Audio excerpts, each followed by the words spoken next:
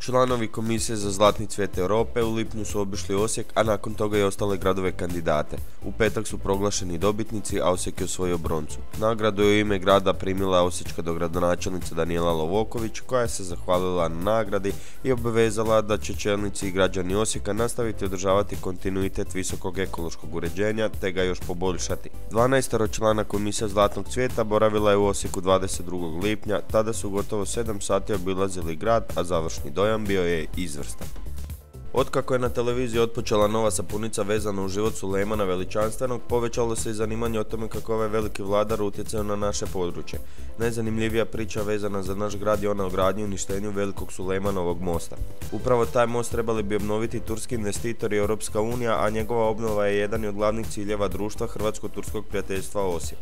Most je bio dug oko 8 km, a širok i do 10 metara i povezivao je Osijek i Dardu.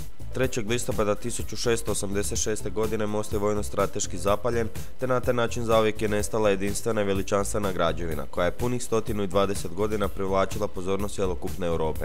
Od ove jeseni mogla bi porasti cijena mesa i mlijeka, a špekulira se kako bi zbog suše globalnih razmjera cijena kruha mogla porasti, ako ne sada, cijena će im svakako porasti od 1. siječnja kada vlada uvede PDV na kruh i mlijeko, i to u iznosu od najmanje 5%. Osnovne prehrambene namirnice tako iz dana u dan postaju luksuz.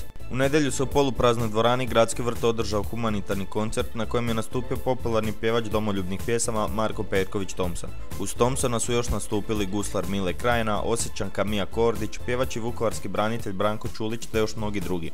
Skandiranje poput Ubi Srbina te Ustaše ni ovoga puta nisu izostali s koncerta.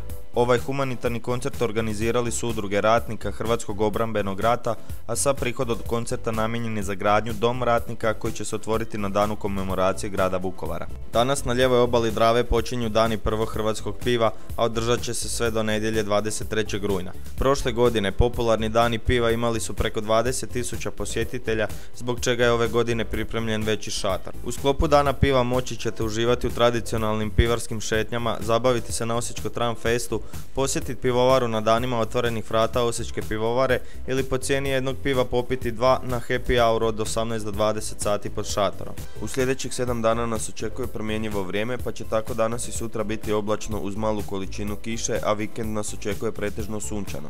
Jutarnja temperatura kretat će se između 7 i 14 Celzijevih stupnjeva, dok će dnevna između 17 i 28 Celzijevih stupnjeva. Gledali ste vijesti Osijek online televizije.